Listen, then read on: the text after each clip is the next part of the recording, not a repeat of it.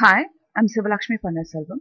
Today in this video, you're going to see about what is the need for digital signals. Before moving into the topic, I would like to remind you what I have taken in the previous video. In a previous video, I have discussed about the digital signal, how to discretize your time axis as well as your magnitude axis, and after discretization, how it becomes a digital signal. And if I while doing so, sometimes you might end up in error. So as to reduce the error, how you have to introduce the fixed levels in your signals, in your digital signals. So these are the things you have seen. Remember, we have seen the digital, what is digital signal, and how to remove the error in your digital signal just by introducing the fixed levels in your digital signal. So moving on to the session. So what is the need for digital signal? You might have a question, why we have to move from an analog signal to a digital signal? There is a reason.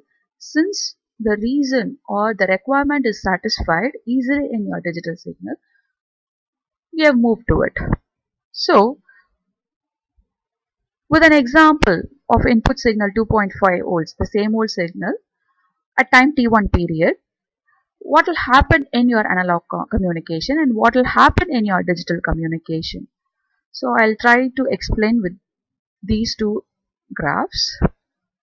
So before moving into that, what is the necessity has been satisfied.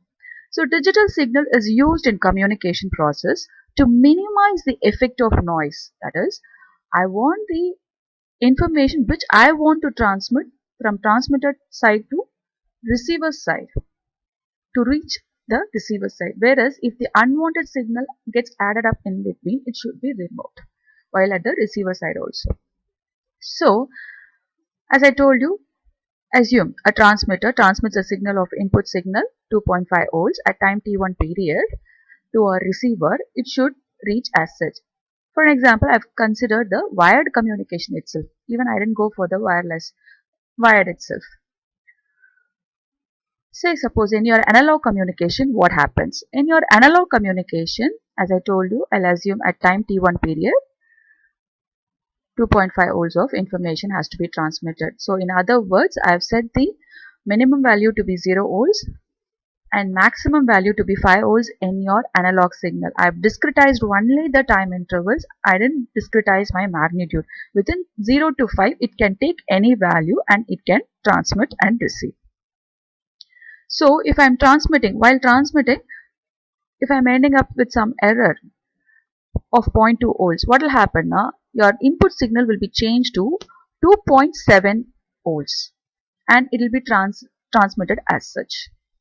So that is what happens in your analog communication. Also remember, this is what used to happen, and later on nowadays you have even removing your noises. You have techniques even in your analog communication, whereas we we found it digital would be a promising one. So that's why we moved on to digital signal. So whereas in your digital communication, what happens? So the same old signal at time t1 period, discretizing. See, remember, I have to discretize even the magnitude axis in your digital signal, digital communication. So what I have done now, I have considered 4 levels of voltages in between the minimum value 0 and 5 volts. Only it will take those values of voltages, else it any other informations encounters, it won't transmit or receive. So in other words, the error voltage 2.75 volts, what will happen? If in such a way I have to consider my levels of voltages.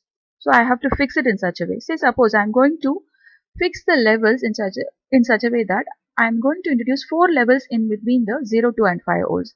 So what will happen? 5 divided by 4, which is equal to 1.25 volts. So at every 1.25 volts, I'll have my information to be transmitted. Other than that, it won't get transmitted. So in other words, if my input signal lies between 0 to 1.25 volts, it will round it off to 0. If my input signal lies between 2.5 to 1.25 volts, it will round it to 1.25. If my input signal, whatever it is, even if it's with a noise, it will round it off to 2.5 volts. So similarly for the above values also. Now what is my input signal with my noise? Remember, moment, I choose my pointer. So what is my input signal? Actual input signal was 2.5 volts. What has happened? I've added my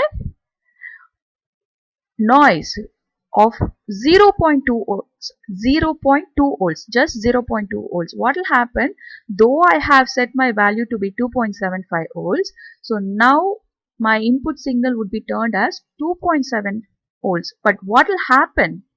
It lies between 2.5 and 2.75. So it will round it off to the lower value so as to avoid the error. In other words, my input signal as such 2.5 volts will be transmitted to my receiver even if it encounters with any noises as 2.5 volts. So here what has happened? My voltage signal of 2.5 volts, whatever I have transmitted will be received at the receiver side with a error voltage of 0 volts.